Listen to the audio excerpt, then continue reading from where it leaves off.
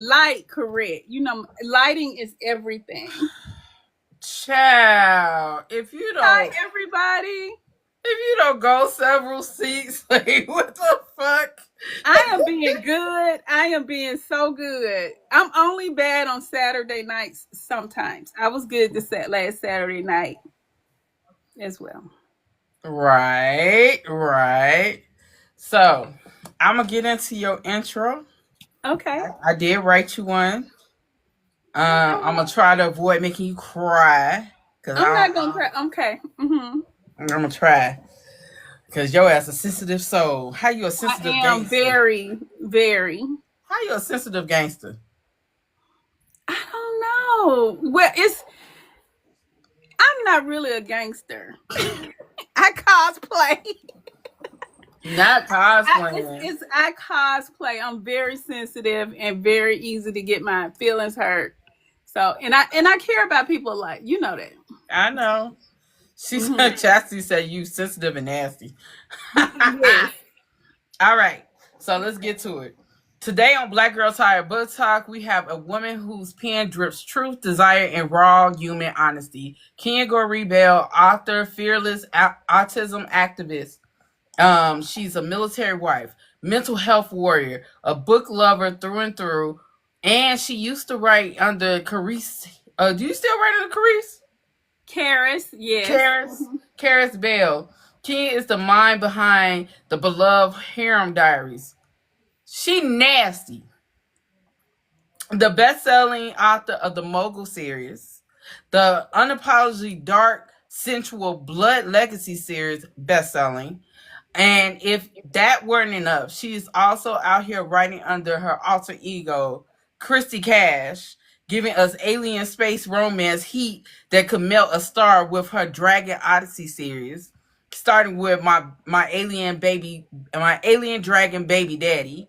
Her storytelling is fearless, rooted in acceptance, inclusion, and the kind of vulnerability that reminds us that love, lust, and healing can coexist even in the darkest corners of fiction. So let's talk about the woman behind the worlds, the author behind the alias, and the advocate behind the words. I love that. I love that. I'm gonna play that back for my husband. That's amazing. Lord Jesus.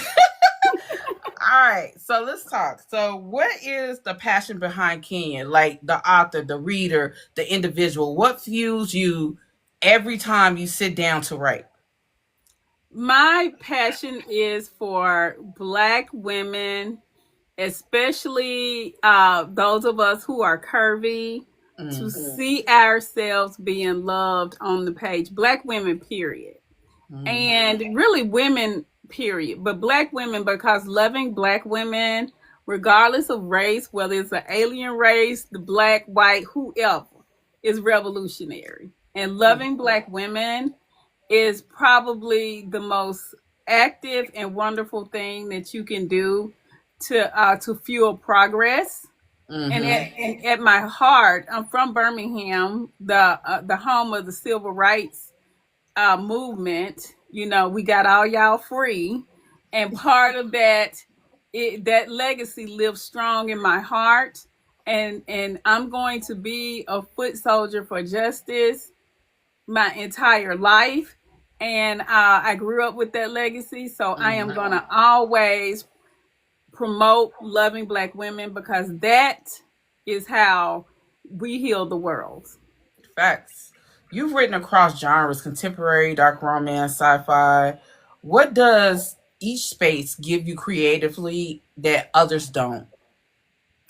Okay, so with sci-fi, again, I wanted to see Black girls in space, and I As you wanted to should. see, and I my brother loved dragons, so I had to do some dragon shifters, and so I wanted to just do something for fun. Mm-hmm. Because at that time, that's why I put that crazy title on it, my alien dragon baby daddy. Because one thing you know, if you follow me, is that all my titles up until that book was a song title. Because Mm-hmm. my creativity stopped at the book. I done put it all in the book, y'all.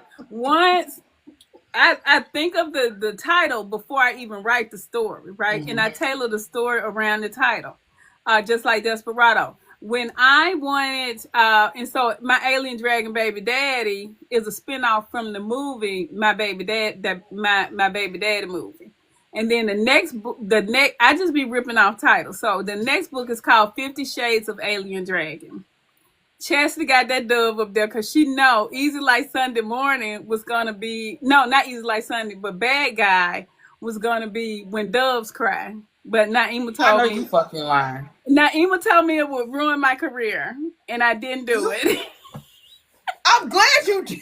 And that's why her name is Cry. That's why it's Kiyoshi and Cry, because I was so, my heart was broke. Naima said, if you name this book When Doves Cry, your career is over.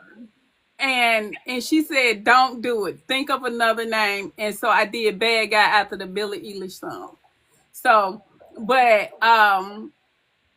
sci-fi gave me creativity. My very first book was Adored, and it's a historical romance, and I wanted to see black people in the past. I wanted to see wealthy black people. That's why it's set in Morocco, because Morocco had a black king during that time. Mm-hmm. And I wanted a fish out of water story, and that's why you got Antonia and Khalil, who just so happens to be, if you read California Love, and if you read Lyric and Her Son, that's their great great great grandfather. So all my Mm-hmm. books are interconnected, but Yeah. every book is just something, like books are in my head like years before I write them.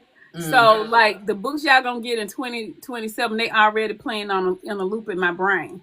So I already know who getting the story, honey. So all of those are just stories that's already inside me that are fighting their way out. Yeah. So, where do you feel black authors are right now in the romance space? Like, have we finally arrived, or do we still have a long road ahead of us? I feel like the perspective about where black writers are Mm-hmm. is wholly up to the writer themselves, right? Mm-hmm. You'll never see me complain about the publishing industry, Mm-hmm. because it has afforded me to create a life for my family. It has afforded me to make community with y'all wonderful people and all these readers all over the world. Like at the height of my popularity right now, I'm not fighting for a seat at their table. I'm Mm-hmm. making my own table. That's why I do not care about the 5 or 10%, whatever the lack in trad publishing.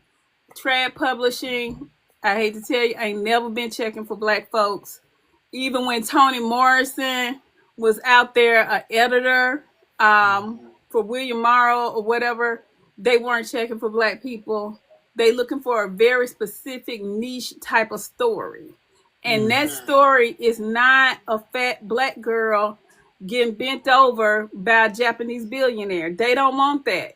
Okay, I've tried to sell them stories. They don't want those stories. Okay, and I Mm-hmm. feel like as long as you gauge your view of your success based off of the white majority in publishing, you ain't gonna never be happy, right?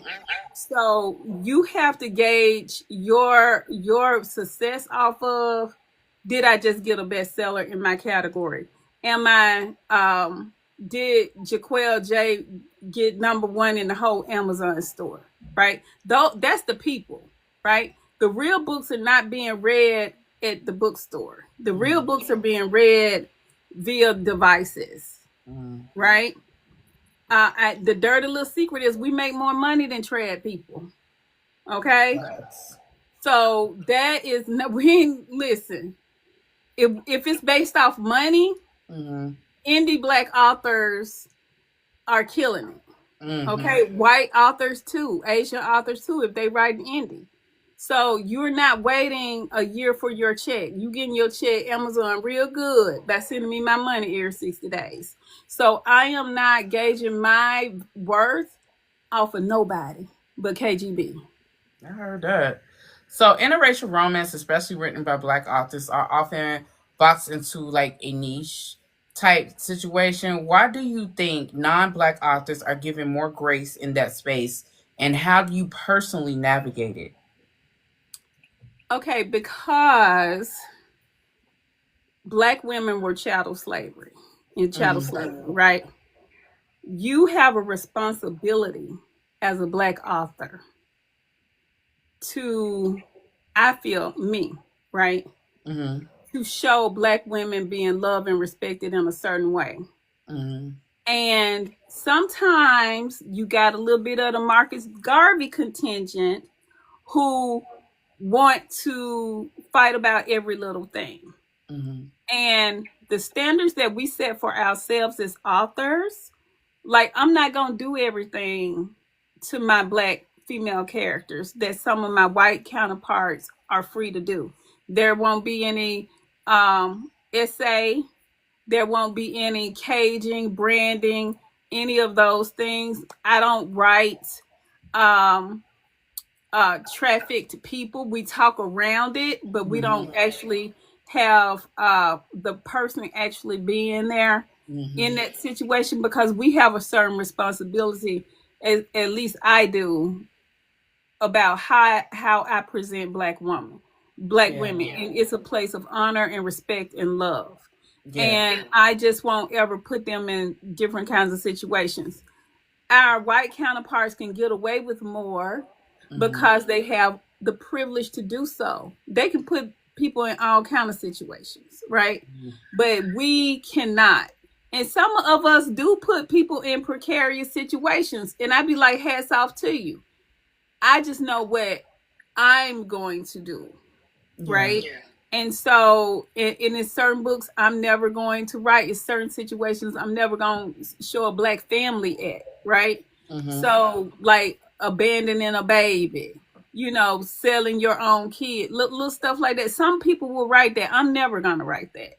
Yeah. So I have, I feel like my responsibility, and a lot of authors feel this way, right? But does it box us in? Yeah. Yes.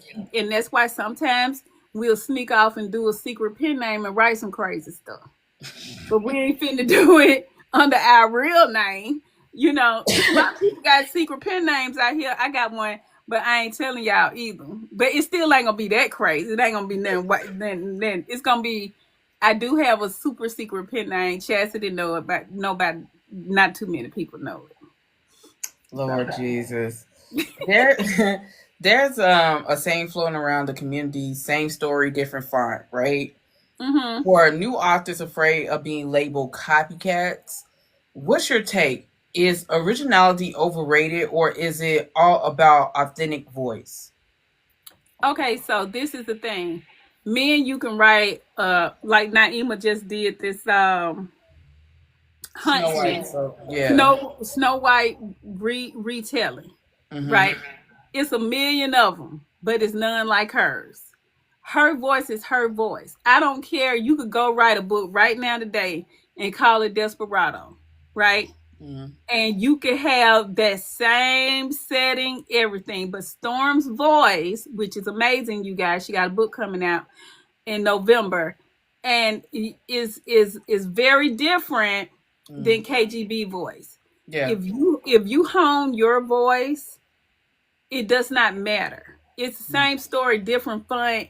If you reading the same five people, right? Mm. But if you're going out there and reading like a sci-fi retelling of Cinderella, or a horror retelling of Cinderella, or a romantic comedy, those all three different stories, and you're gonna get all three different kinds of interactions and different things. Because one thing, and I'm gonna tell y'all young people who writing this, get your voice straight. Mm. Craft is good, money and marketing is good, but come back. The reader comes back for your voice. They love your voice. It does not matter what you write. If you got a strong voice and you keep working on the voice of your story, it is going to be what readers come back to. So it does not matter. With governments targeting Yeah, I'm gonna say that. With governments targeting romance and erotica under the guise of protection for our youth, what happens when love stories themselves are under attack, and how do we as writers push back without losing our creative freedom? Okay, so there's a great organization called Authors Against Book Bans, right? Mm, And join that organization, everybody. People who, if you are a reader or a writer, you can join. And they mm, have local and local groups, statewide groups. The mm, Chicago group is very active. mm, And you have to join writing organizations like Authors Against Book Ban, RWA, Novelists Inc., um, the Authors Guild, those kinds of organizations who have lobbying power mm, so that you can be on the front lines to help push back against these what are they calling them, obscenity laws and things like that. mm, We just had one that we defeated here in Alabama. Of all places, we defeated it here in Alabama. And mm, that's because everybody got together, to parents, teachers, librarians, mm. because they was going to jail librarians under this law. And so we got together and we worked together to fight that. So get with your local organizations, you guys, and that is how you fight that. And right. Y'all don't understand the power of writing your congressperson. I'm telling you, call or not call, write them. And Authors Against Book Bans has a great template. A lot of these organizations have templates. Hook up with your local library. Your Mhm. local library is on the front line of these fights. Mm. So that's how you fight. It's power to the people. You pay your taxes, you got the right to read whatever you want to. Because the Right. thing is, they won't stop it. We'll just go underground. True. True. That's it. They're not gonna stop, man. You'll just be getting it. You'll just be getting a PDF file that I make in Vellum and sell directly to you. It's not gonna. If they start put a ban on books tomorrow, we actually probably would make more money because we ain't got to split the 70% with Amazon. I mean, split 70, 30, our little 30% with them. So they ain't gonna stop now. So what's been your hardest critique as a black woman in the literary world, and how did you grow from it? Ooh, have I had a critique? First of all, Storm, you already know I do not care what nobody say. I So, This is to help other writers and readers that are listening. okay, that right there. What? My editing.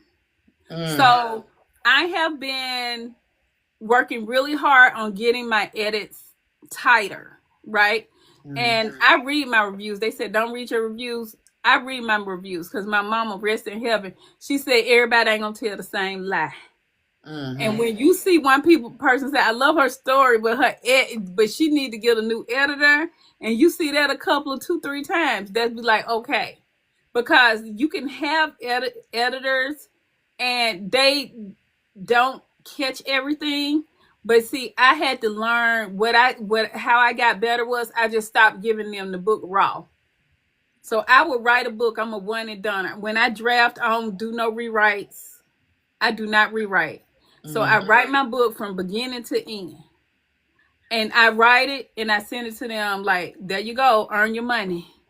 Okay. And then they come back and they redo it. And I'm just like, okay.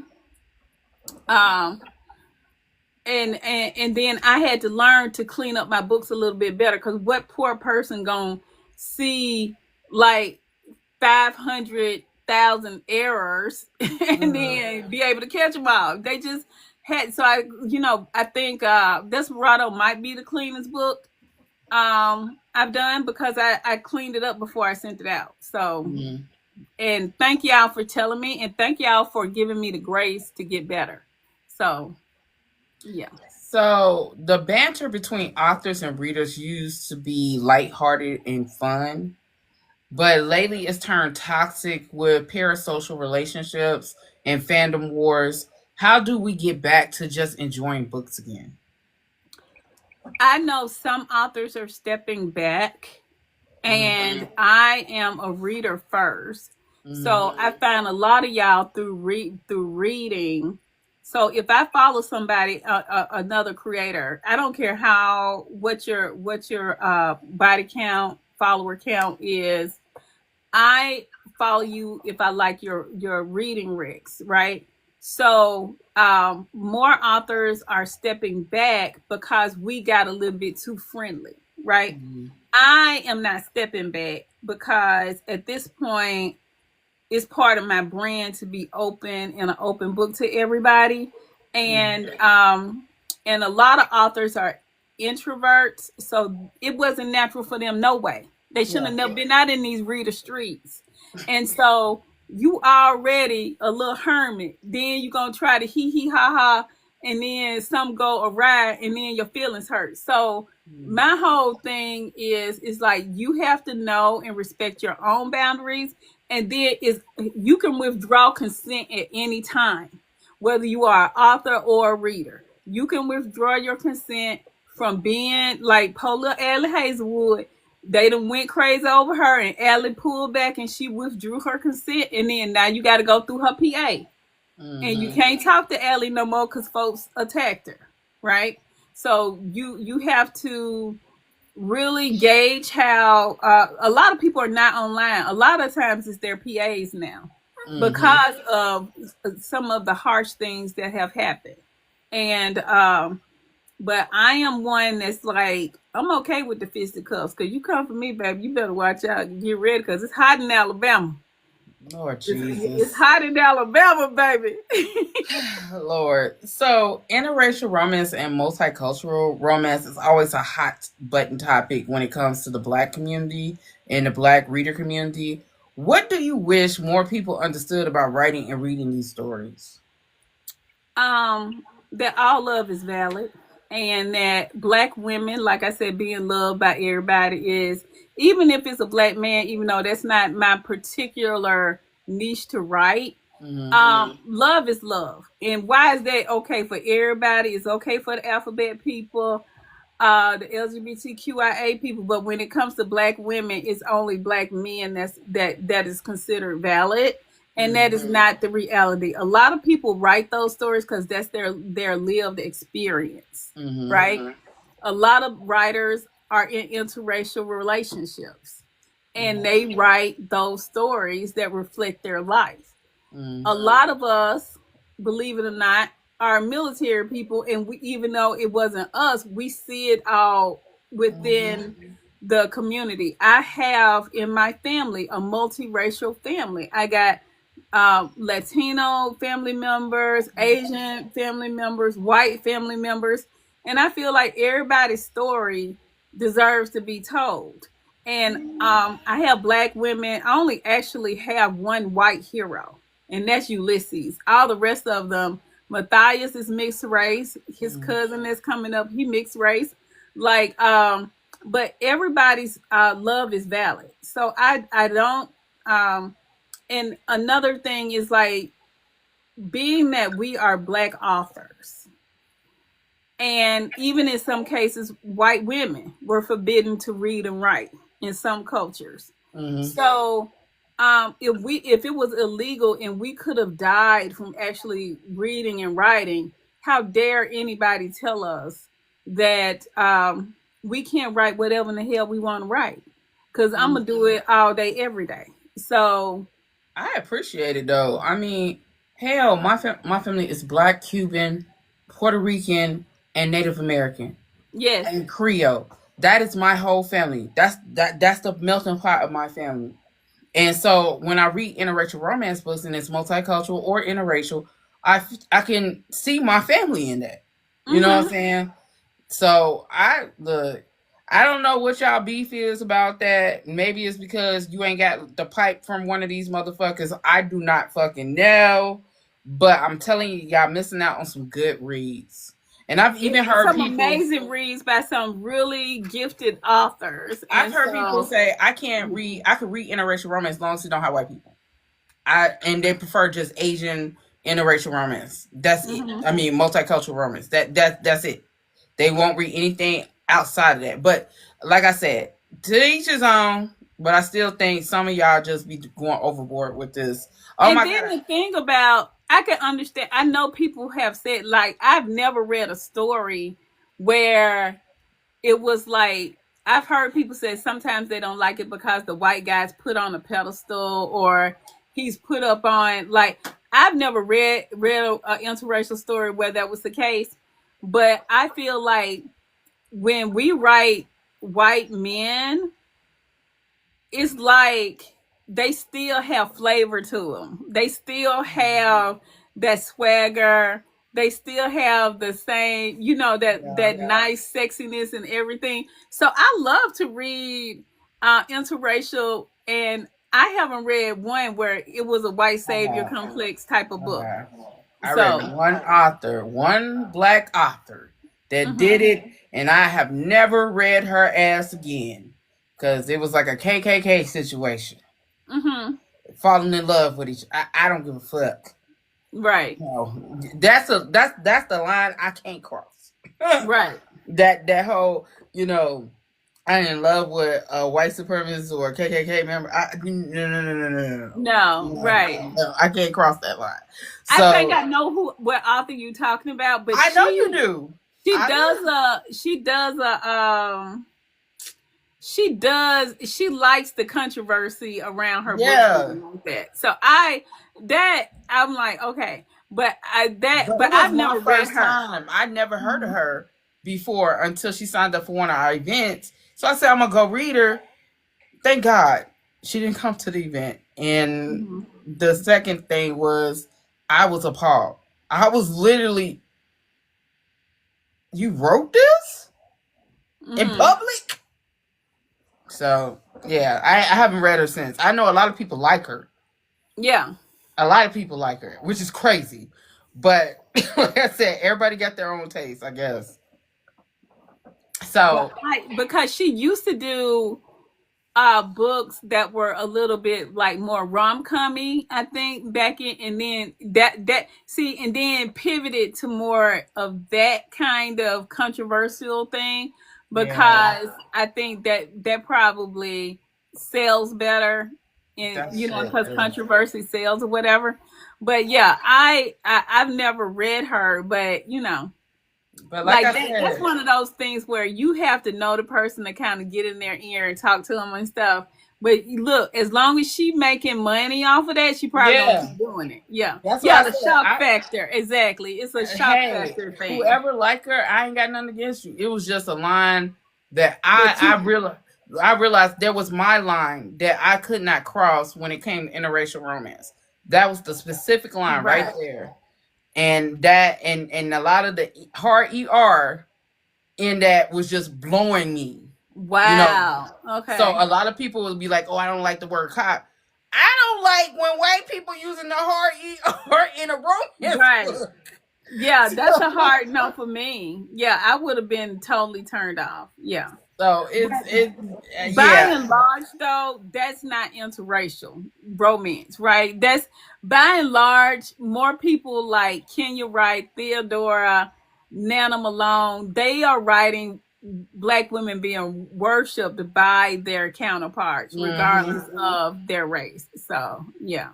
I mean that like I said, whoever likes her, God bless you in your ministry. But when did AI start putting the points of what we talking about at the bottom? Okay, that's new. Yes, Blue Sapphire. Is it Blue Sapphire? Is that her name? The who wrote Wyatt? Are you Yeah, talking about? yeah, Blackheart Brothers, the Black Yeah, Brothers. yeah. That one, she is really good too. She's I good. love Blue. I think I got all her books, but Mm-hmm. there, like I said, there are lines I just will not cross, and anything dealing with white supremacy in relationships with a black woman or black man, Mm-hmm. I can't do it because every Yeah. time there's been actually it's been two authors that did it. One did one like a small town in Alabama, and I read it was three brothers and black women who had careers and stuff, and their family were white supremacists. Mm. The book was good until all that racism came in. Now I could deal with racism in a book, but her book had that hard ER, and that's where I draw the line. Yeah. I probably would too. So That's I drew the line. Once y'all mentioned that and it came out of a white person's mouth, book done. I'm out of there. So let's talk about your latest book. Congratulations on being a best-selling author again. Thank you. Again. So let's dive into Desparado. There are some serious topics in there. As you said earlier, you write around the subject, but the subject is still there. So you talked about sex trafficking, abuse, rape, just because Snake, he was not like that at first. Mm-mm. He was all about, protecting the peace, being a good, police officer. He was trying to be good, but then the world that he was around turned that nigga cold. Turned him ice cold. Right. Like, yo. So a lot of these realities that often hit too close to home in the Black and brown communities, how hard was it to write, and why did you feel the story had to be told in this way? I had to create a scenario that was believable to the reader, and y'all can let me know if I pulled it off. How in the world do you get a Black, dark-skinned Haitian child in under the control and the protection of a light-skinned Afro-Colombian, and people ain't put him in the ground? Okay. Right. So when I first created, I was writing Easy Like Sunday Morning. And I said, okay, well, she won't be branded. She'll be tattooed, talking about Easy. And I was like, Angel will not let another man touch her. So Sabin popped up. And if you know Sabin, her real name is Sabine. But my husband is a big Alabama fan. And at that time, Alabama had just won national championship. And so my husband loved Nick Saban. He wanted to be Nick Saban, Black, dark-skinned son. And so I said, well, I'm just going to name her Saban. Now, it was a little cute thing. And so I was like, I put that there. And then I put their interaction there, and I knew immediately they were together. I knew that was her guardian. They were going to be together at some point. And then I had to and then it started percolating in my brain about how did this happen? And so the movie plays in my head of the book. So while I'm writing Easy Like Sunday Morning, I knew that it was something between them. He was her guardian. She was his ward. And then and I knew that they lived together and that they were platonic, absolutely no touching. And I was like, how is this going to play out? And I stuck a pin in it. And then last summer, when I got ready to write the book, I write my books in like a little notebook longhand at first. And so it's around here somewhere. And so I was writing it, and then that's what came out, that he was working for the federal police in Colombia, and he came upon some immigrants, and she was about to be trafficked, and he stepped in and saved her and put a mark on his own back by doing so. He did. And his family. And he sacrificed his whole life for this child. He did. And I just want to add, he was knocking them niggas off left to right. Pow, pow, pow. Every time I turn, pow. I was like, damn. So, he don't play by her. So, you're a female main character. I know you said not too much on her. Not too much on my beautiful, I'm going to be light. I'm going to be light because there's a lot I want to say. But your female main character endures unimaginable trauma. It's not on the pages, so y'all can calm down. She in unimaginable trauma, yet her fears sometimes manifest as harm to others in situations. But I digress.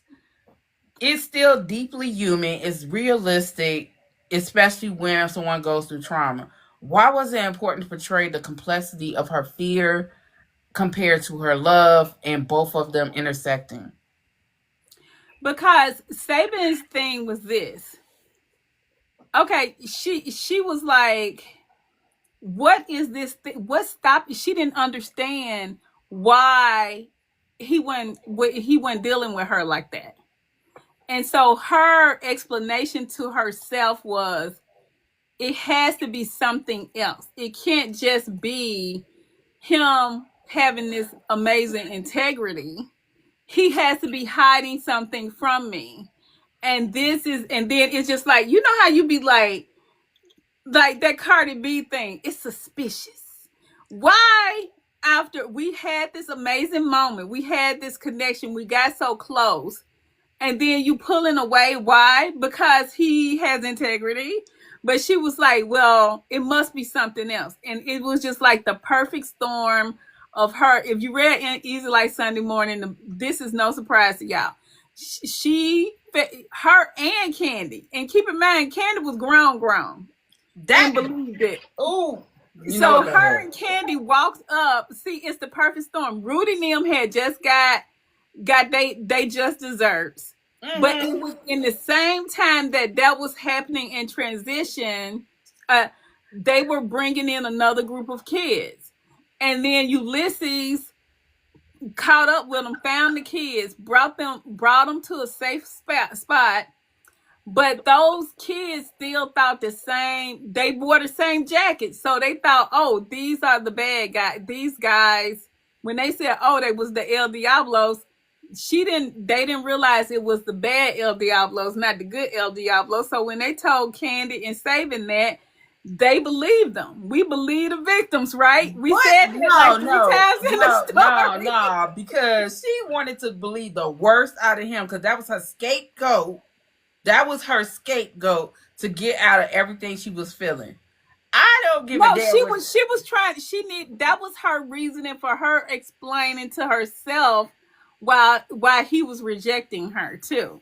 Look, I'm gonna tell you right now. Fuck her. Fuck Candy. I'm Team Diablo Snake. Cause that was some bullshit. Okay, but she admitted her wrong. Like, we support women's rights and wrongs over here. Keep in mind that Easy also, it wasn't just everybody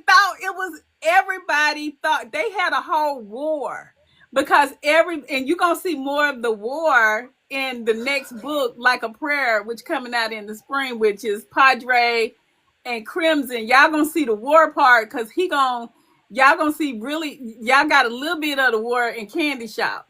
But the war, everybody thought that they was no good. So the Loves was about it. They was ready to fight. So y'all gonna get to see a little bit of the war, because everybody thought that they was Because wrong. Candy and Saving fucking opened their big ass, goofy ass mouth. Because I would too. If I felt like you were harming kids, I'd tell. Okay, this man went through hell to get your ass in a safe space. The motherfucking president, Angel, has treated you like a little sister. Your guardian, has never let anyone disrespect you, even after your ass was being airheaded, hard-headed about situation when he was right about, but you still saw the worst in him. Because you be around here thinking people good, and they have a whole bunch of folks buried in the backyard. See, That man ain't never everybody be a hid the serial killer. motherfuckers that he knocked off. Yeah, and so my feelings is this. I feel like you really don't know a person. You see it? Look, that got girl jealous, pissed me right? off so bad.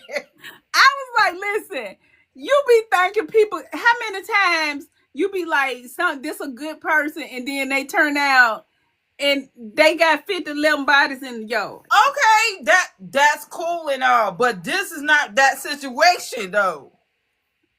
No, but it could have been. And so therefore they had to pull up out of that. We believe the victims. The victim said El Diablo, Rudy was going around telling people he was the president. And then his little He didn't even ask how did they look. No, because them girls said, hey, they was already traumatized.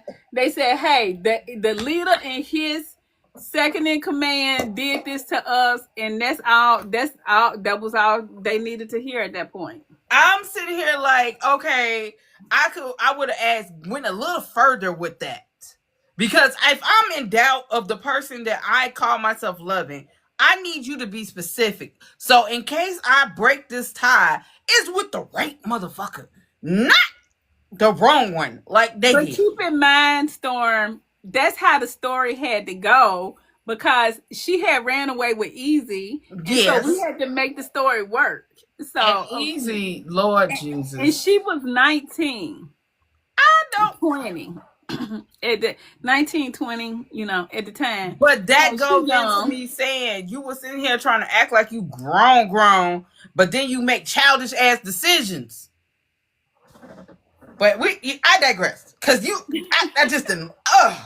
So your male main character, Snake, my baby, is he's built from a lifetime. Well, it ain't even a lifetime. Just situations of racism, sexism, and violence. But still carries compassion in his core. You see how that went? What made him stand out to you among your other MMCs? I wanted somebody who was going to embody a serpent. I wanted somebody who was going to move in silence. He's not the bombastic person. Angel, the one that throw a fit and cut your head off. Snake just, he just, like when he was walking after they did the St. Andrew's Cross thing, and that guy said what he said, and I wanted somebody to get, since somebody had recently got shot in the neck, I wanted somebody to get stabbed in the neck, and so.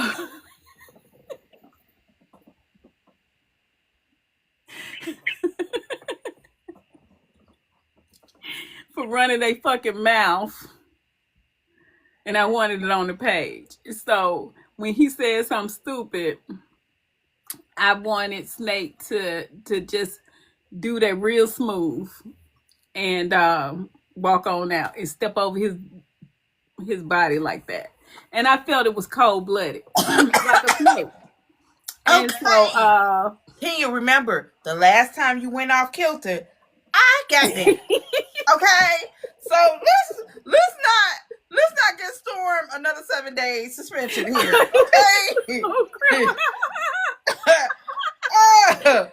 So I said, so I went when I stopped after that happened, right when that had happened, and I messaged Sierra Simone.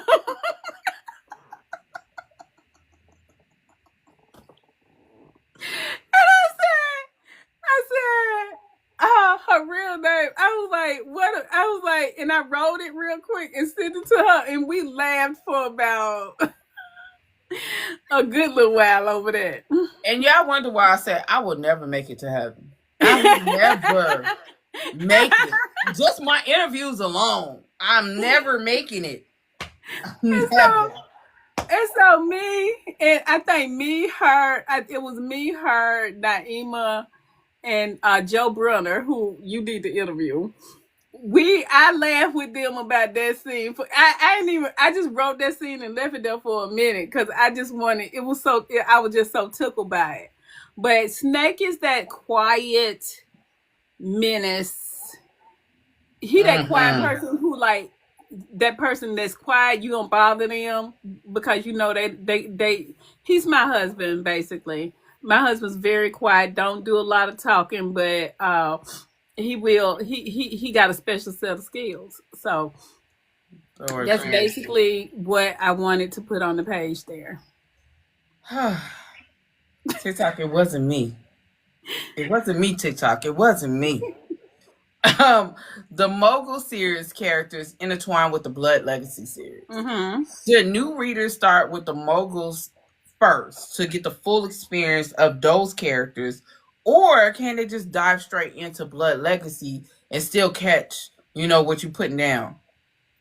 I feel like I've heard people say to read I've heard several people say to get a full experience to read both series, you can actually start. I feel like what you must read before is definitely Easy Like Sunday Morning. Easy Like Sunday Morning is going to lead you right on up. So if you want to skip around, I said read Easy Like Sunday Morning, Candy Shop, and Desparado all around together, right? You can read Desparado. All my books are simultaneous standalones. They are all happening at the same time. But you gonna really, because what's really great is like you read Easy Like Sunday Morning and you get Easy and Angel's POV. Then you go to Desperado and you get what they see through their eyes because they're experiencing the very same thing as Easy and Angel are, but it's from their perspective because they were all in the room together doing a lot of this stuff. And so I think that what's really neat about that story is that you get like a 4-person perspective when you read both of those books back to back. So I think if you really just want to like be a little crazy and have a little, a good little time with your book club, read Easy Like Sunday Morning, Desperado, and then throw in Candy Shop just for a little, Razzle dazzle. razzle dazzle. Throw it in there because then now you see why Candy fight. Now you see why Candy called Angel a big ugly whatever she called him. Candy is a whole mess. I love her. Like she is a firecracker. She a So firecracker. let's go into your sci-fi, your alien romance, your alien schmut. You know what I'm saying? Okay. Spice in Space. Where did the fucking where do I even begin? So Alien Dragon Odyssey series comes from what? And what was this just you having fun doing something outside of your usual or going more crazier than usual? Or did it scratch an itch your other series could not? It was it was definitely me having fun because I wrote my Alien Dragon Baby Daddy because I was transitioning out of contemporary. And this is what happens when you start writing, y'all. You can start at a place, right? So I started at historical, and then historical romance went boop, and like it went downhill. Bridgerton did not help it, and the reason that historical is dying is because is slowly is because it's not diverse enough. So I wrote a little bit before my time. I wrote a historical. Then I went into contemporary, and I was writing contemporary, and then I just realized I was bored to tears. I was like, this is not this is. I was like, you know what? I'm struggling. This I should not be writing this because when I started reading books, I came up on what they used to call bodice rippers, dark romance, but basically in a historical setting. The guys were mostly anti-heroes and villains. And then, like, it was a big insurge of rom-coms and all this feel-good, absolutely no spice books and stuff like that. And I was, and so my contemporaries are very spicy. And so I saw an author say, a very famous and popular Black author say, she wasn't writing dark romance because she was scared because she thought the girlies was gonna come for her. And so I sat with that for a minute, and then I said, you know what, I'm gonna write dark romance. I'm gonna give it a taste. But in that mix, I said, I want to do something fun. I want to do something for me, and that's where my alien dragon baby daddy came out of just joy. It was so much fun to write. It was I put it up in Kindle Vella, and because Kindle it did really great in Kindle Vella before they took Kindle Vella out, and it was just something fun for me to do. And I'm finna start writing the next book here, but I don't have. I'm building that fan base slowly because I can't put all my eggs in. Because look, I see what the numbers are. Okay, the numbers in sci-fi um, are not that great for we don't have a strong foothold there yet as Black authors, so that's just a fun thing. So if you don't see me writing books back to back, that's because they don't make no money. Okay. So um so that's why you get one mogul series a year and you gonna get one alien book a year, because I have to take care of my family. So that is why those books are shorter, and that's why you don't get them. Like, I could probably spend a lot of time, but the time it would take for me to build that, I would be losing thousands over here where my dark romances are. So yeah, you're gonna get that, but when I write those books, I'm taking an L, right? So that's why y'all need to buy everything authors put out. If y'all support the author and get the books on Kindle Unlimited, because when we try new things, we're not gonna keep trying them if they don't make no money. Because if it don't make no money, it don't make no sense. Yeah, totally understand. So you're also a podcaster. So tell us, why did you start it, and what conversations did you feel were missing from the literary world that you wanted to have? Okay, so it started out as the author spotlights, which were just like what we doing now, but I do them on Thursday nights over on IG, and I talk to everybody, white, black, whatever. And then I was looking for wanted to do a podcast, but I didn't want to do it solo because I be tired and I did not want to learn a new skill. And so I got somebody who is my friend who I knew was gonna do all the work.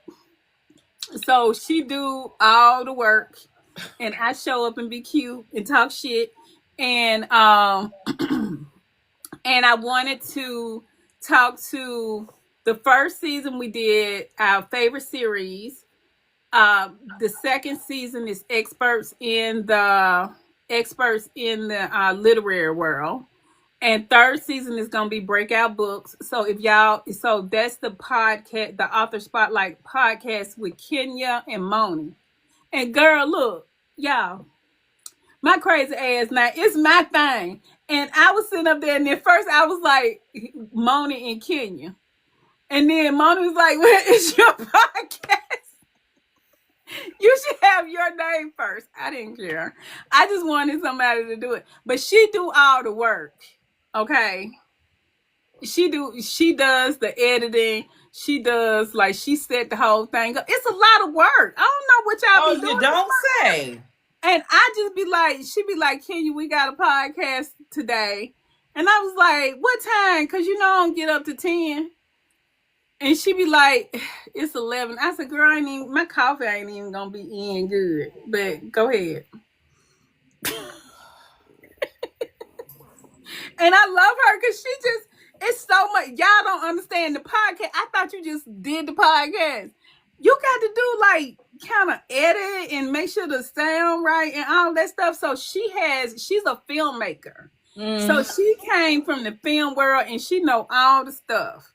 And I just show up cute, making sure I look cute. And then, and I can talk to anybody about anything. And so that's what we do. But it's me and Moni boys. I could just throw something through this screen. Yes. I'm the ideas guy. She's R&D. She's research and development. I am the ideas and the personality. I'm dead. Okay. You become an advocate in multiple multiple spaces: autism, military families, mental health, women's rights, banning your books. How does those roles shape your voice as a writer? I'm always slide a little women's health issue into a book. Mm-hmm. Um, if you really like read this book a couple of times, you'll get the message behind immigration in Desparado. Mm-hmm. All of my book, I'm not the person that's gonna bang it over your head, right? I Yeah. believe in being subversive in my writing, so I'm gonna slide it underneath. Like there's an undercurrent theme of trafficking in the books because whether y'all know it or not, Alabama is the pipeline to the trafficking. And so we got family that's in law enforcement who regularly saving lives every day in my family, and it's a lot of trafficking that come up through Alabama because we straight to Atlanta, we straight to Nashville, and we go. So Birmingham, Alabama is a trafficking pipeline, right? And so so hearing about these stories Mm-hmm. and some of the people that my brother has who he's a justice warrior and he has saved so many lives.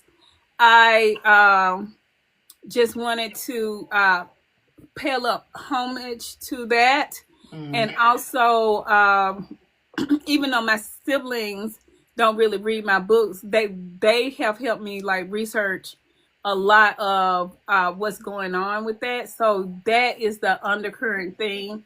But like you're gonna always have mental health in my books. You're gonna always have the normalizing of autism in the book because my kids are on the spectrum, and you're gonna have we really haven't done a lot with PTSD necessarily from the military aspect, but we do have PTSD built into the stories of the people who have suffered other trauma, like Saban has the night terrors and the panic attacks because of what she been through. And it's more like bringing acceptance and Mm-hmm. letting people understand that everybody got something, Yeah. right? Everybody got something. I'm a hypochondriac, and I joke about it a lot of times, but it's a seriously debilitating illness if you don't get a hold to it. And so I haven't talked about hypochondria in my books, but I have talked to y'all about my hypochondria, and I'm Mm-hmm. very open about it. And I've talked about my kids being on the spectrum. And I feel like the more we dispel a lot of these stigmas around mental health and mental disease Mm-hmm. and start accepting and loving people, then you're going to see a lot less people wanting, saying that that was their 13 reason why. Because people just need to feel like they being seen. And I want, when you come away from my book, I want you to feel like you were seen, that you were seen and understood. You know, I've always told you that Toxic was my favorite because you really hit on mental health because everybody know I deal with mental health from the Mm-hmm. military. So Toxic was my favorite, but reading, that's why I said that Desperado has become one of my favorites because it was a woman who was having the night terrors and she Mm-hmm. was having the PTSD moments. A lot of times people like to say that black women are fragile when we're not. You know what I'm saying? And we go through those same type of things. So seeing that it didn't have to be a military situation, it's just that's something that Mm-hmm. people deal with on a regular basis. Yes, in the military we deal with it. Veterans deal with it. So I applaud you when you write about mental health because it really be hitting home, whether you know it or not. It really hits home. So I told you Toxic was the one for me because you dealt with some situations that I deal with on my own. Mm-hmm. So this one is hit home for me because people don't understand night terrors are horrible. They're horrible. Seeing things like that, it's horrible. You know, and having PTSD, just like what I was saying about her making decisions based off of fear, can hurt other people. They don't understand PTSD has a history of doing that. For, you know, you're trying to protect yourself, but you wind up hurting other people in the process. You know, so Right. I love it. I love how you write. I do. Thank you. I appreciate it. I do, because it be hitting home for me. So I have never read a book from you that didn't somehow resonated with me as a Black woman or as a veteran. So that's how I see it. I Now, love it. now there's like a lot. I'm gonna go off the cuff with this one. There's a lot of people that say they can't find authors, and you have amazing authors, or they'll say, you know, the book hasn't came out in X, Y, and Z, but you have authors that may have be dealing with personal things, such as Twyla, who has passed away, and she was dealing with a lot of things going on behind the scenes, and you hear readers say, oh, this author don't give a fuck about their readers. This author don't do this. This author don't do that. But they have no idea the fights and the just life, be lifing for a lot of you authors behind the scenes, where it takes you away from your craft. What do you say to readers that say that? Okay, so I feel like authors, even me, can do a little bit better about communicating. Mm-hmm. And but you guys, if you have an author and you're just a little bit interested in them, sign up for their newsletter. Mm-hmm. A lot of people spill all the beans on their newsletter, right? Go where the authors are. If you like, I'm not saying go to their groups and cut up, right? Mm-hmm. Or anything like that, because I have my group is started out as like a readers group, and now I just then morphed it over into like my readers group. Mm-hmm. And I feel like, and so I share most of the stuff in my newsletter on my Patreon, and readers need to understand that we know that y'all are rooting for us, and we know that y'all love us, but we really authors don't only owe you a good story and a good book. You're not entitled to our whole lives. But that said, what we have, and then again, with consent can be withdrawn at any point. Mm-hmm. That's another thing. If you want to know what's going on with an author, then most of us have a contact me form, right? Mm-hmm. I never answer mine. Okay. You can reach me, because everybody know you can reach me through my DMs. Mm-hmm. Right? So I'm terrible at email. I'm great at DMs, whether it is here, whatever platform. Hit me up in the DMs. But some people are strict about their messages, Mm-hmm. and their emails, and they will respond back to you, or their PA will respond, because they have put that wall up, because we begin. I think the more popular an author gets, then they start getting some people get a little weird.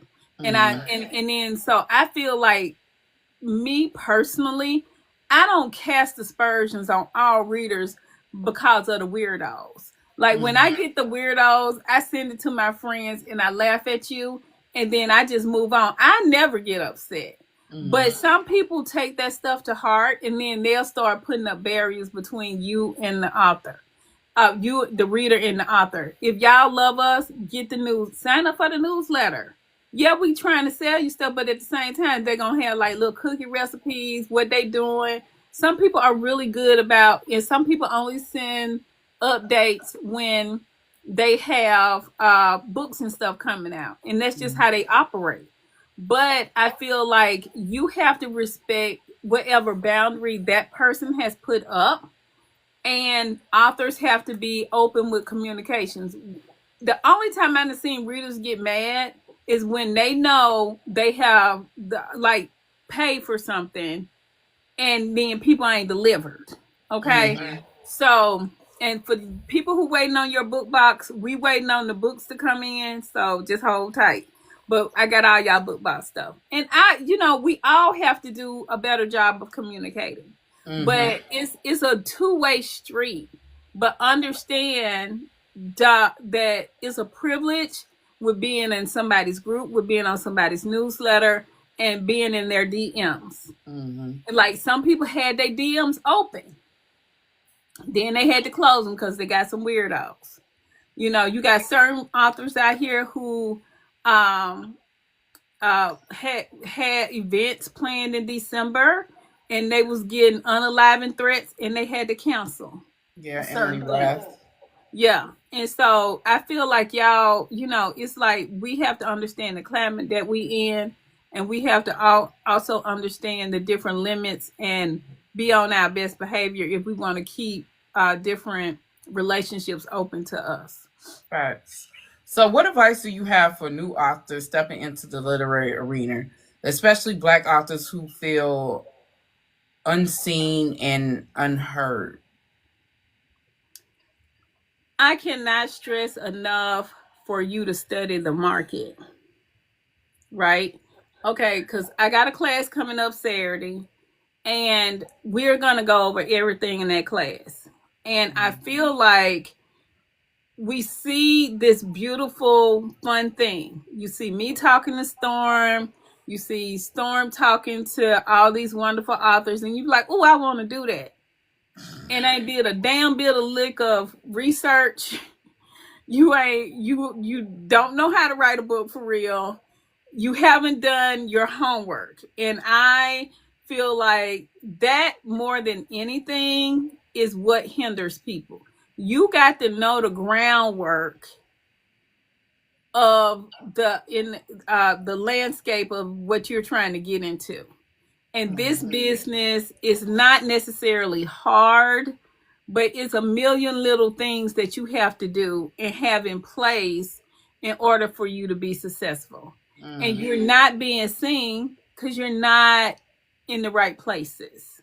You're not being heard because you're not talking to the right people. And that I cannot stress enough for you to study the genre, to get to network.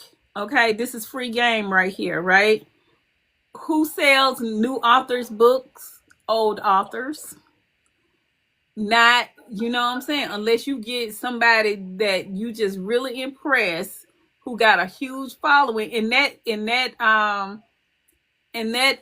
particular post might hit and it may not. Everybody posts don't hit all the time. So you have to really build on a foundation of knowledge and understanding, and you got to give yourself grace. But I feel like a lot of people jump in without really understanding the environment that the author space is, and that is a hindrance to a lot of people. I want to say this because you brought up the podcasting thing. I want to say this. If you want to be a reader that is on a podcast, this shit is not for the weak of heart. This shit is not. I mean, the editing, that's it. The editing and shit is just a small part of it. That's the small part. Because you need to figure out who exactly is your audience. Who do you really want to talk to? Because not every author's book you want to read. Mm-hmm. So you can't accept everybody. But you can do it nicely, but you can't accept everybody because if you say I read everybody and you don't read Christian fiction, guess what? A Christian fiction author is going to ask you to be on your show. And you might be a type of person be like, you know what? I said I read everything, so I'm going to go ahead and read it. And you're not happy with what you read. Or you're going to step outside of your comfort zone. You read romance, but then you have a horror author and you don't read horror. Podcasting is fun. It seems fun, right? But it's a lot of hard work. It is, and you can burn out from it really quick. Because even though you want to talk to the big authors and stuff, that shit happens over time. That Right. shit happens over time. And not every author is not going to trust you enough to question them. And a lot of new authors don't know no better because they're just trying to get their name out there. You know what I'm saying? So always stick to what you really enjoy. Don't go out here, she does author spotlights. She is an author So she is speaking to authors or content creators that, speak that language she speaks and that Right. she knows about, that she enjoys. Do not become a hot take. Do not become, someone who's just trying to get the popular people. You get the popular people, right? What is your conversation going to be based on? Is it just Mm-hmm. going to be based on their popularity? Or is it going to be based off of substance, their books, who they are? Because, they're human, right? So, the readers really need to know who they are as a person. So I feel like if you're going to do a podcast, I can't tell nobody how to do shit. But I'm just saying, do it for the right reasons. Don't do it because it sounds popular. Because these people are entrusting you. Your podcast, actually, you don't understand. Your podcast could help them if you do it right, and if Mm-hmm. you're about them, the literary. If you do it right, you can help them. Not just help yourself, but help them. Yeah, because I remember back in 2018 when I first started doing the author spotlight. I ran up on this girl. I was like, "Oh, she's amazing," and she's in the name of the book was called "Bad for the Boss." And I read this book. I don't even think it's in print no more. And that little young author from Britain was Talia Hibbert. And that is who I interviewed her for Bad for the Boss. And then when she blew up, she came back with her Brown Sister series. Mm-hmm. Adriana Herrera was the first. I was the first person to interview her.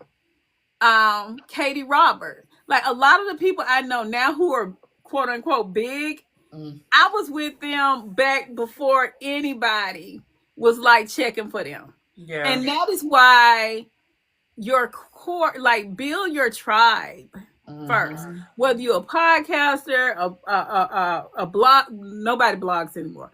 But okay, but you got like a real blog on Substack. We talking about like the blogs back when you know what I'm talking about, like the WordPress blogs. I had Like one of them. I had one of them. I you was had blocked. one, you ain't got one now. You on No. Substack. Like that's what I'm talking about. Like the thing is like the build your tribe Mm-hmm. because that right there, and I talk about this a lot in different environments that I'm in. But your tribe first is the foundation Mm-hmm. of who you are going to be as an author.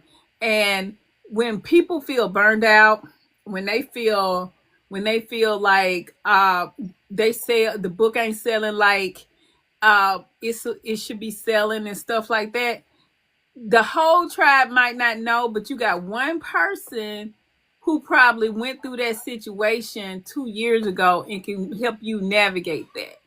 Or they can give you the tough love to tell you that you better than the top 5 people on the New York Times selling list, right? Mm-hmm. And that those lists are bullshit, and that you write head and tails around like they gonna blow you up, and Mm-hmm. get your head back on straight because um everybody don't have the same kind of opportunities and don't have the same kind of time, Mm-hmm. um, and things happen for people in different ways. So you just got to really build up your own foundation and have you some good people in your corner from the very start. And so, yeah, it looks fun, but it's a lot of work. It's a lot of work. It's a lot of work.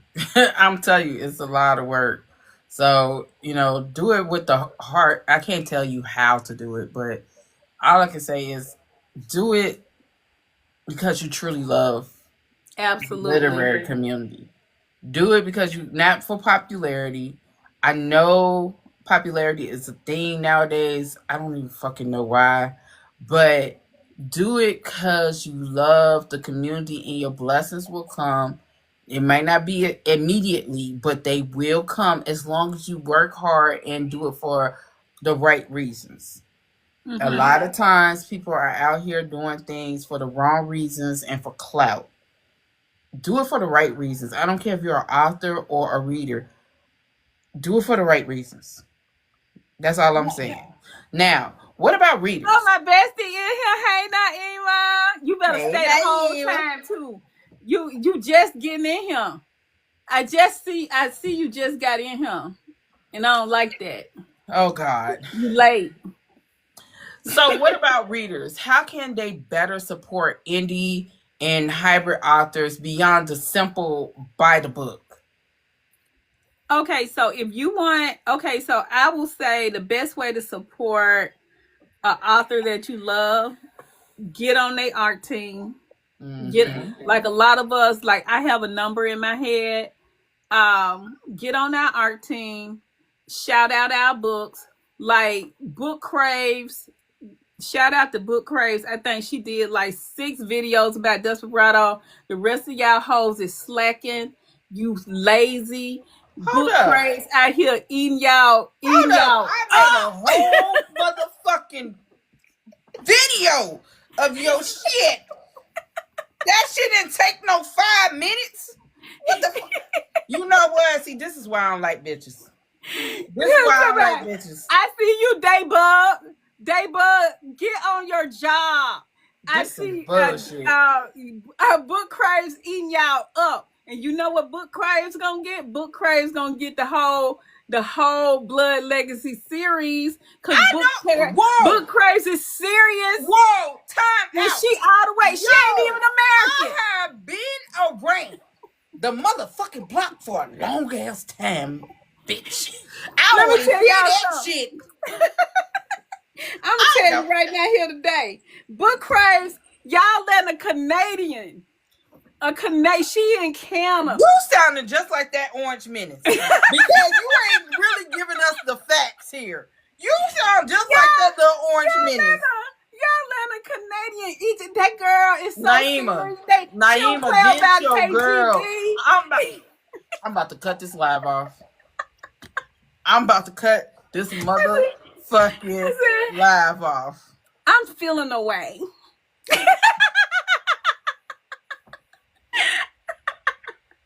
I'm gonna go to the next question. Man, Daybug, don't put shit up there. Fuck her. She on some bullshit. Fuck her. That shit started ass. And then Naima. Wait a minute, Naima. I feel like you could do better too. I know you fucking lying. I know. I'm feeling the kind of way. Girl, you see how I'm trying to be demure? And I'm about to cuss this bitch out.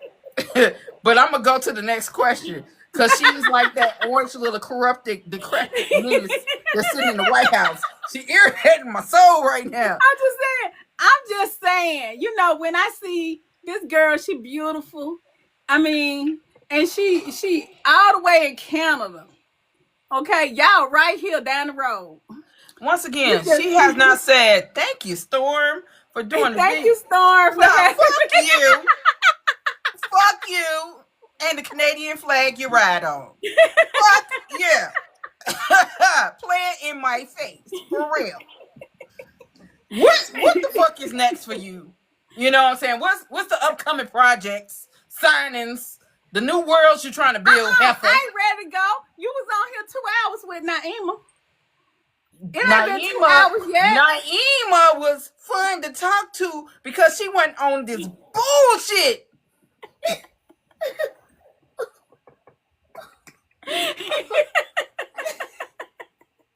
I'm just, you know what? I'm like, what's that lady name? Iyanla. I'm just gonna call a thing a thing.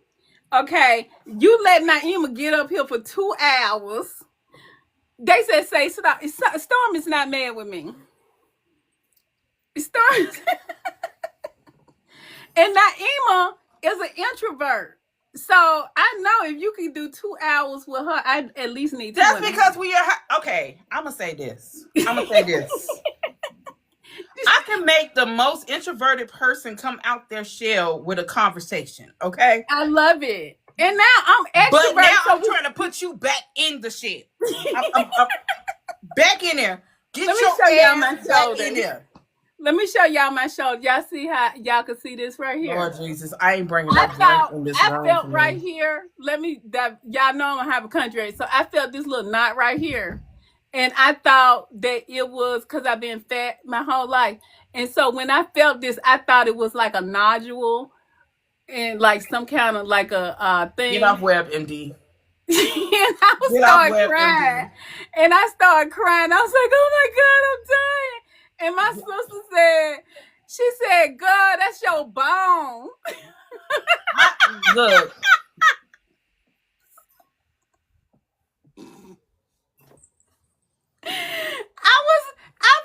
I was 257 pounds, so I had never felt this. And now Y'all see I what was I like, go through? what? Y'all see what I go through? When That Kenya was so cute. And she was supposed to be on her best behavior today. I am being good. I was being good. I'm being good. Okay, so what is going on next? And then when we get off here, we're gonna be back on live. I'm going to sprint on live for 45 minutes on, 5 minutes off. And we are going, and then we're gonna be on live after this again. Me and her. Sprinting.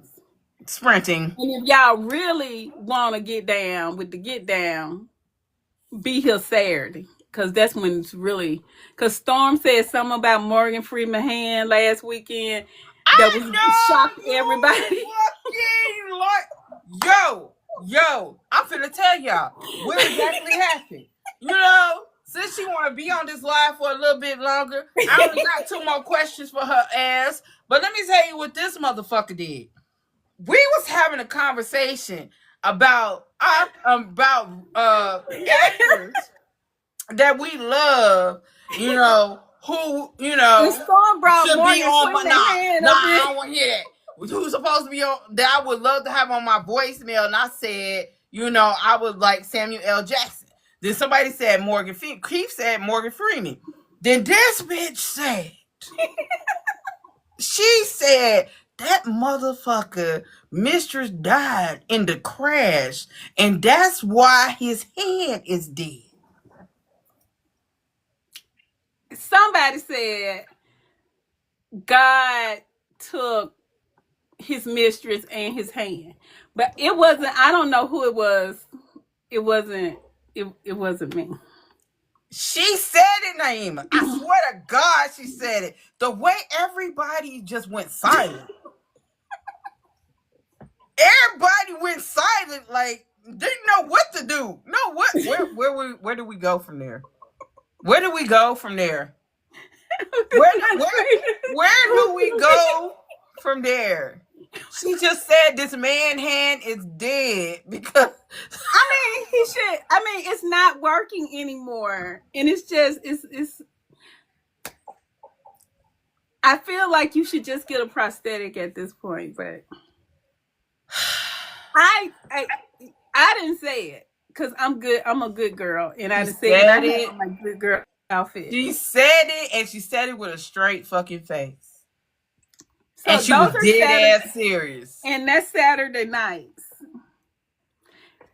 However, I ain't gonna be there. I ain't gonna be there. She is. No, I'm not. I ain't gonna be there. I have shit to do. I ain't gonna be there. So on that somebody was drinking, Chastity. I don't know who. It was her.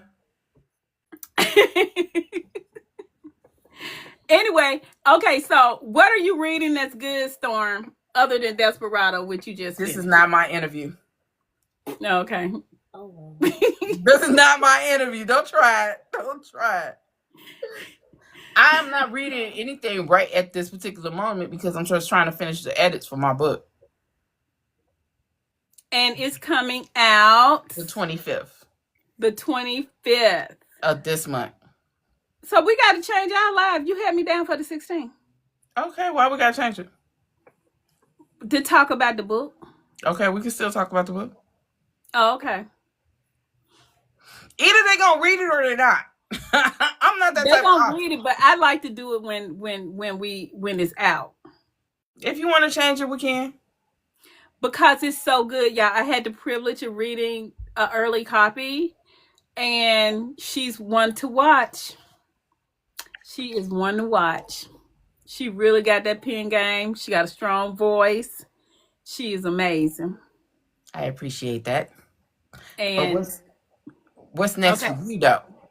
Okay, so what is next for me is a super secret pen name drop that is dropping this month, and only Naima and Chastity know.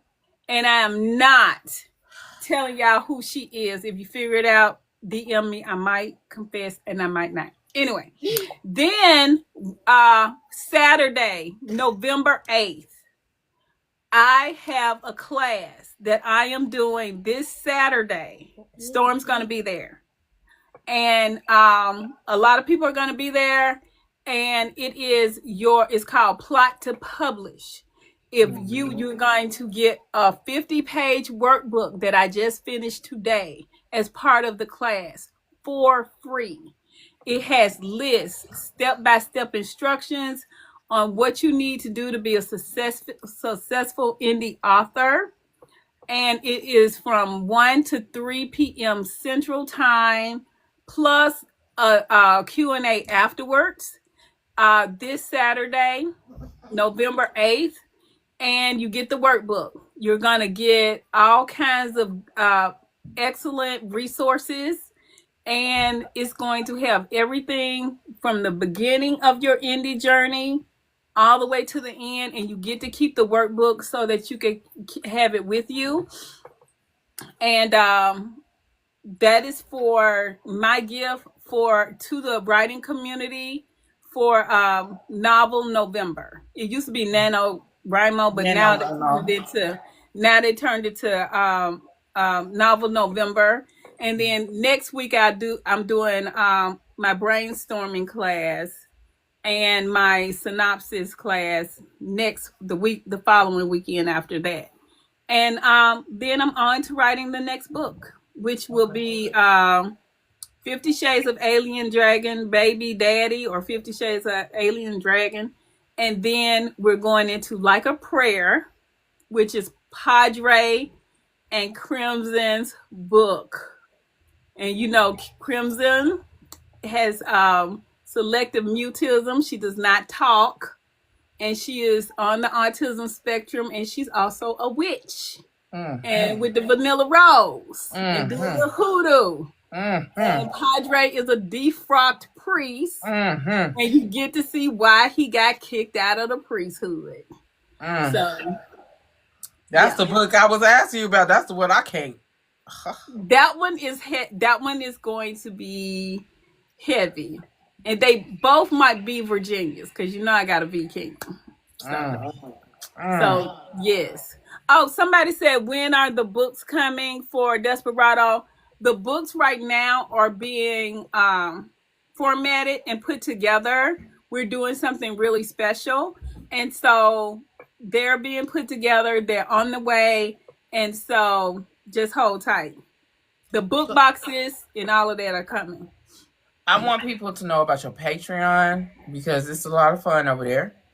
It's a lot of fun over there, and I'm flaky because I'll be like sending y'all little piecemeal chapters. Then next thing you know, there go the book. Y'all be like, she gave us 5 chapters, and then the whole book dropped, and then they'd be like, okay, fine, I'll take it. So because if you're in my Patreon and you pay $5, you get the ebook for free. Not free, but you get it. So don't storm me. I'm working on the Patreon. Leave me alone. So tell everybody your social media platforms, your Facebook group, and how they can get your newsletter. I'm Kenya Goree-Bell everywhere. All my links are in my link tree. Go to my link tree. Sign up for the class. Get all of my links are right there. My newsletter, my Patreon, everything, one-stop shop right there. I'm Kenya Goree-Bell everywhere. Kenya Goree-Bell bookstore is where you find signed books on my Shopify. And I use my full government name like some kind of little weirdo, and try to find me if you want to. Okay. I told y'all my husband got a special set of skills.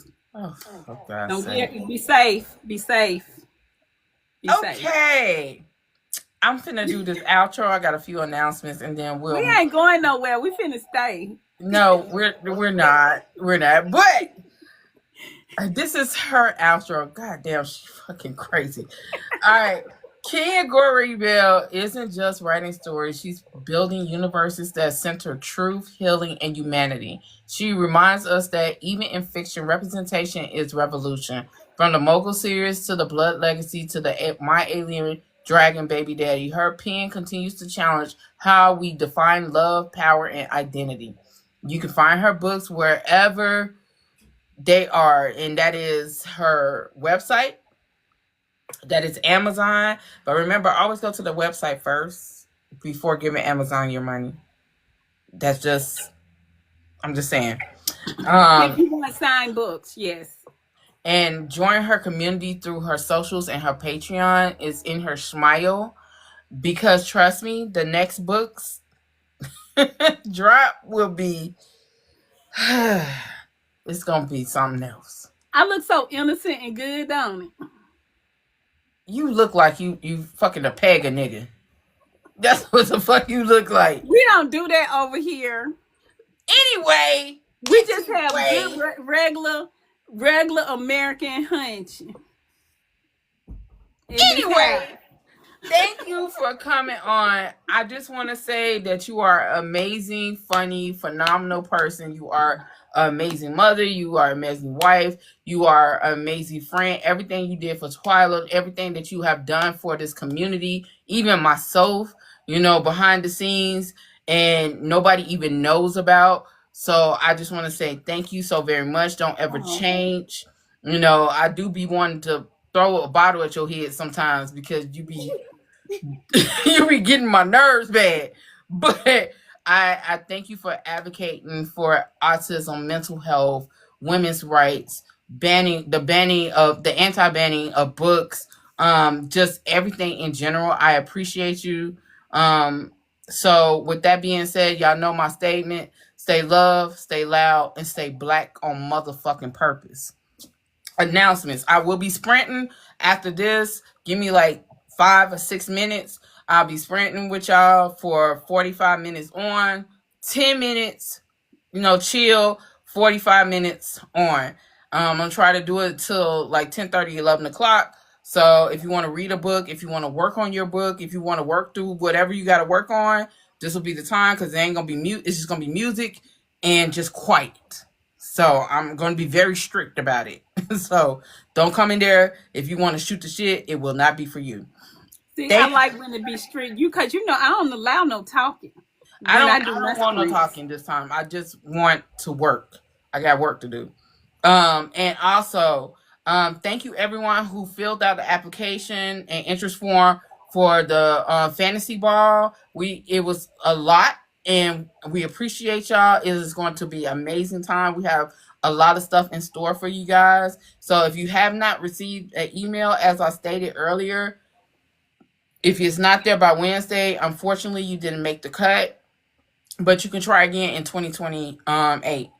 So it's going to be an amazing time. And if you haven't got your tickets for the Melanin Ball, get them. It's going to be a 90s house party type homecoming, because if you never experienced a black homecoming that has a pajama jam theme, you're about to experience it in Vegas. So make sure you get your tickets. It's going to be a time, so you can get all your tickets on www.boozybooktour.com. And remember, we are doing a BDSM event. That BDSM event has a special skill set of authors that will be there. And it's dark romance, multicultural, interracial, and dark romance. So it's not going to be a huge event. Once again, it's going to be small and it's going to be intimate. And you must sign the NDA. There is no questions about that. And you must be 21 and over. No question about that. Sorry for anybody that's under 21 and over. It is what it is. And it's Sex 101 for the meet and greet and an adult toy party. And then the next day is a book signing. And then we have an immersive BDSM experience. So, like I said, and no alcohol will be involved around that BDSM event. because consent is beautiful, especially when you have clarity in your brain, in your head. Yes. So anything else you like to say before we get out of here? Just like they said, Brave starts Oh tomorrow. yeah. Black readers and authors event, and I actually, and y'all, if you know KJ